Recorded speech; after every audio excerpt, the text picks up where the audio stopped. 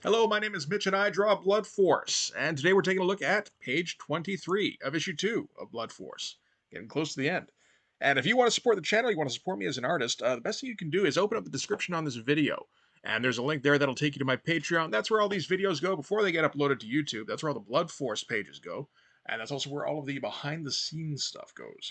And if you want a commission from me, actually, one thing you can do is you can email me or go over to my Instagram and DM me there. But no, enough about that. We're talking about page 23. As I said, this is the end of the big Cyberzerk fight. And this page actually started kind of haphazardly. Um, doing some pencils, erasing the pencils, doing more pencils, erasing again, and blocking out all of it with the light if possible. But I got to be able to see it, particularly if I'm going late at night. What am I going to do? You know, the drawing the pages does take priority over filming the pages, unfortunately. And this is the panel that has Hawkstab's Revenge from page 18. So long ago now. That was like a month ago.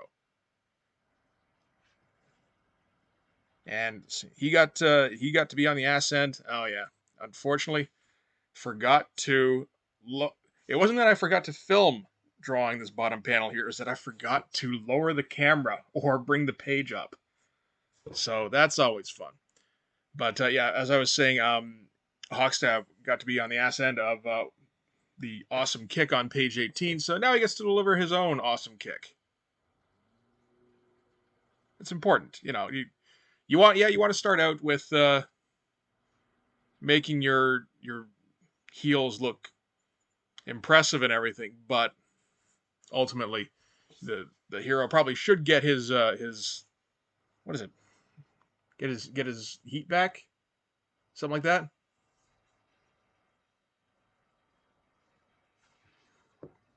I don't watch enough wrestling anymore. I was watching a bunch of the wrestling type videos for a while. I learned all the terminology, and now it's been like a year since I saw anything to do with wrestling, and I don't remember any of it.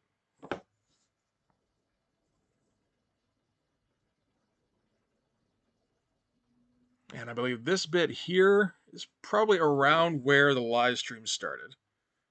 Of course, live streams are every Sunday, or they have been anyway for the last month or so, at about 10 a.m. Pacific or 1 p.m. Eastern Standard. And getting right in. Always starting with Hawkstab, just because it's a good thing to do. It's all it is. And I decided that for lighting, I would make Cyberzerk particularly shiny. So Hawkstab would be a little bit backlit, and then lit from below as well by Cyberzerk. I think it actually came across a little subtle, but it's not too bad. We'll see if it actually stays subtle if I ever get to coloring stage. And this was tough because you can see down in the bottom left corner there that there's that big close-up of Hawkstab.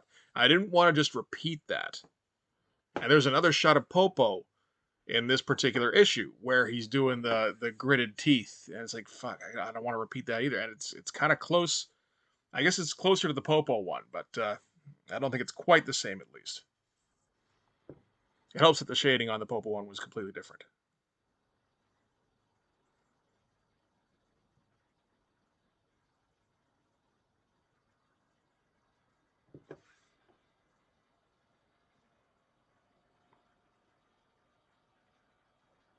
Yeah, and now we get to just pick a spot and just fill it up.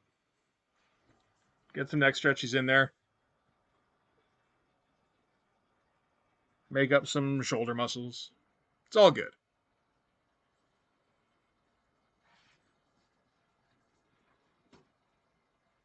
Be looking forward to finishing up this sequence. I've been working on the Cyberzerk fight for what? I mean, this particular sequence started on page 15, and I'm working on page 24 of it now. So that's nine whole pages, right? No, that's 10. Yeah, that's 10 pages of one sequence consecutively. That's a long time to be, and so that's more than 2 months. It's like 2.5 months, maybe, probably a little less. So yeah, enough time on this one sequence. Time to get back to some Popo, which is how the issue ends. Got 3 pages coming up after this part. Well, not this part, the next page. Because this is where we find out where Cyber Zerk came from, why he decided to attack them. You know, he kind of gives a reason before this, but it's bullshit. And then, yeah, head off to the negotiations that Maxtremus is scheduled for, and then cut to Popo for the last 3 pages of the issue. And then we're out. And hopefully I'll be able to get that done by end of August. That's the plan, anyway. Still not entirely sure what I want to do for a cover. I think, I mean, there's the first thing that comes to mind is the cover for, I think it's Prophet number 4, the Stephen Platt variant, because there's 2 covers on that one, I believe. And that's with the big, where Prophet's like almost crucified. And he's just hanging there, and he looks like he's probably about 13 feet tall. And he's all veins and cross-hatching. And, you know, so the first impulse is to do a variation on that. It's like, maybe. I don't know. It'd be tough to do it without just making it like, without it feeling like a copy, though.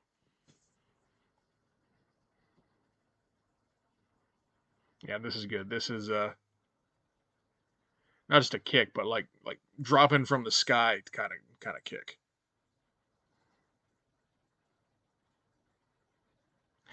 And some dude on the live stream asked me like, "What's with the ridiculously long brush?" And I don't know. I don't remember even buying these brushes.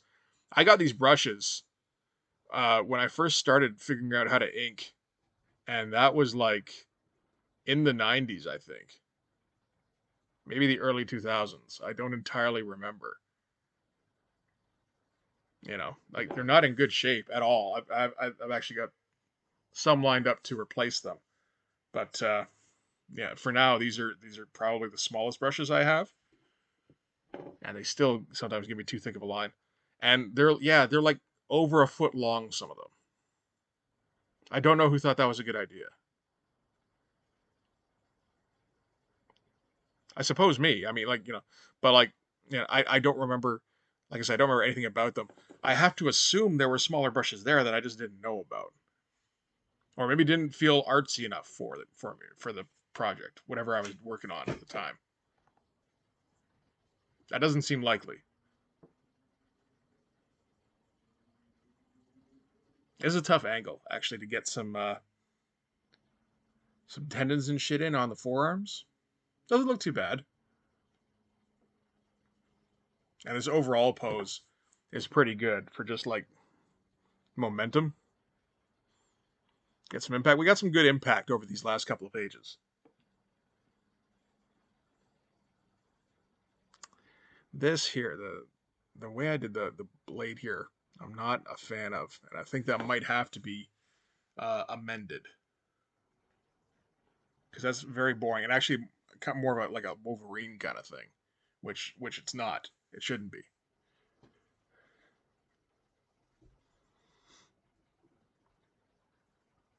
And this is maybe not the worst, but like the most, I don't know, difficult panel to figure out for um, Cyberzerk's hair because it's supposed to be reacting to the impact. I think I got a decent job. It does look like most of it is coming from that one spot on his head, which is not ideal.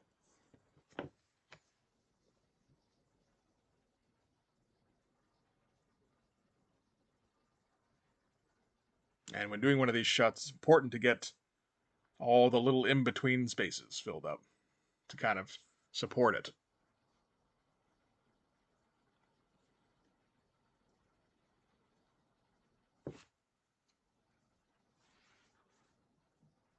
So this is a freeze frame, is fine, although it does lack some impact.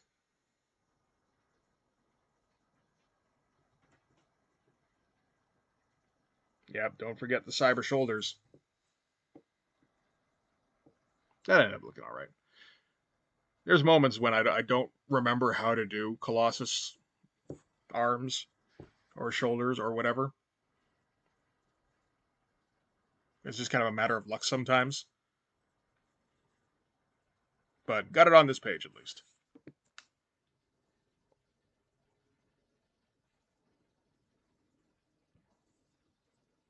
And yep, doing that. That Cyberzerk hair. I cannot remember what we would possibly be referencing Brigade for. I can't imagine it was tips on what to draw. But yeah, I said before on the live stream, when doing the Cyberzerk hair, it feels like I have like a spawn timer that is naturally counting down. And when I do, like, and the counter is for arthritis. And when I do the Cyberzerk hair, the counter speeds up.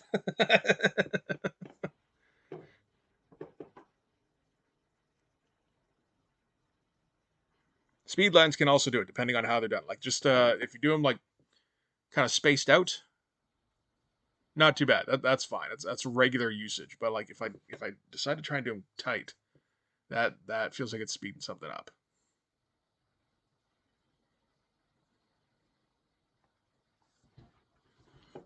This is my kind of pseudo Heliopolis lettering.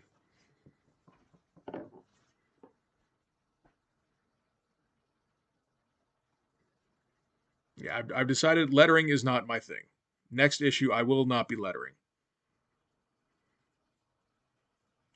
I think it's probably pretty easy to hire somebody to sub in lettering after the fact.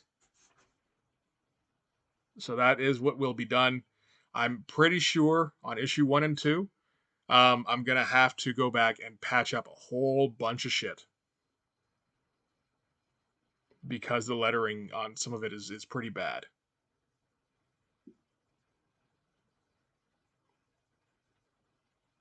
This one looked okay. This and the ham on page 20.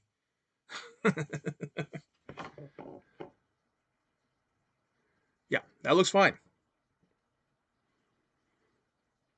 And we're doing some very loose speed lines here. I mean, this is the reason these are so spaced out is because I was varying some line weights. So get some thick ones and some thin ones, and more thin ones than thick ones.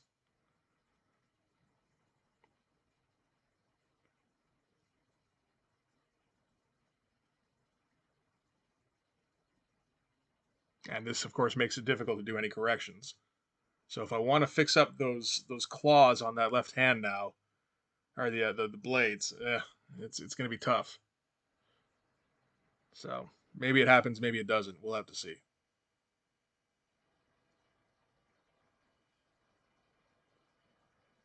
I've said before, I'm starting to look into options for publication.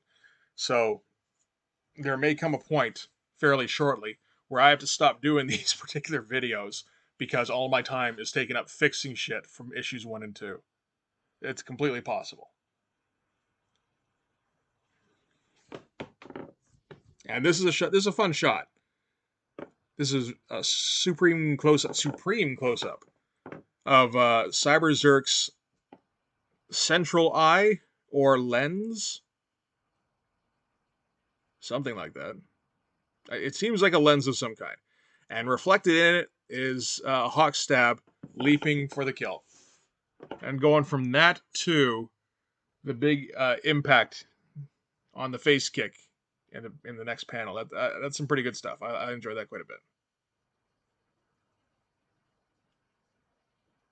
And the problem here was figuring out how to fill in any detail on a face that is essentially flat.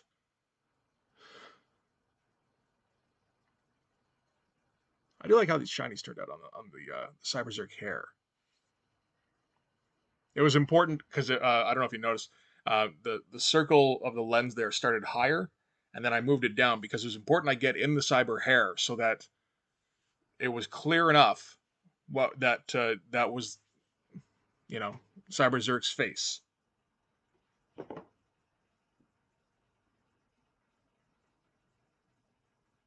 And of course, we work backwards on this one, but that's how it goes sometimes. Still not entirely sure of the layout on this next page, page 24. I've got the dialogue at least, which has been kind of the reverse for the last couple of pages, where I had a pretty good idea of what the page layout was going to be, but I didn't know the dialogue. So like I do the like right here, I've got the penciling. I have no idea. I know he's going to be saying something here, but I don't know what it is. It turns out to be just kind of generic comeback stuff, which I think set because it could have been funny, but I think sets up the impact better if it's not trying to be.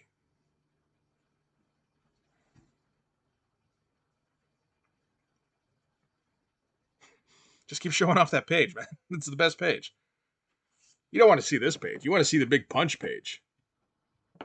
If you're not sure which page that was the one previous to this. That was page 22.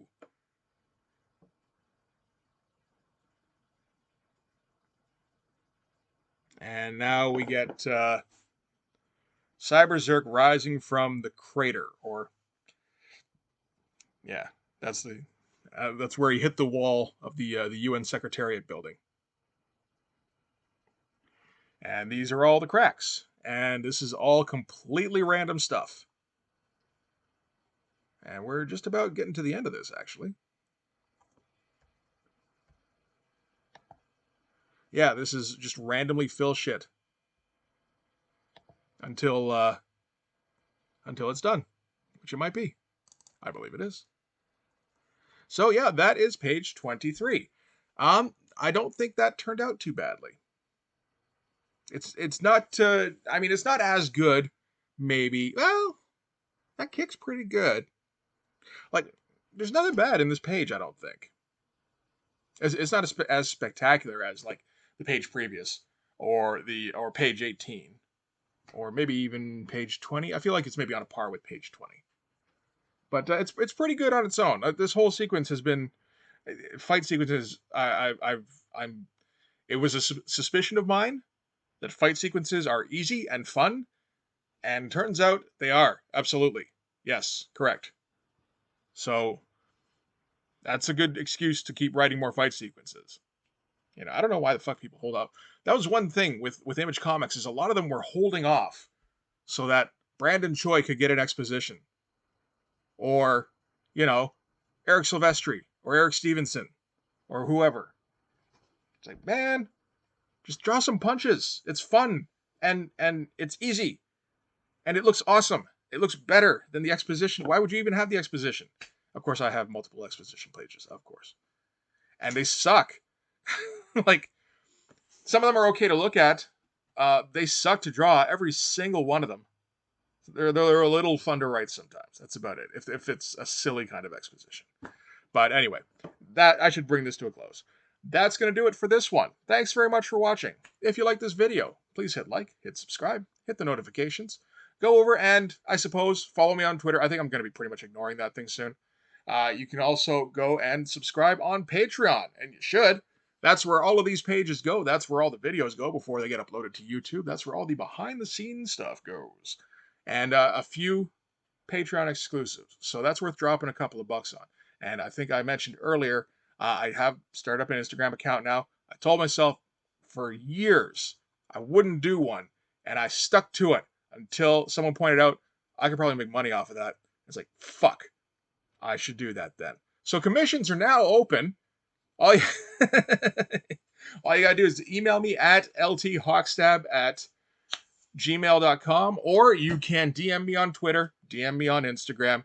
And there's a whole pricing thing there, and you know, all that kind of stuff. But in the meantime, thanks very much for watching. I'll see you guys in the next video. Bye bye.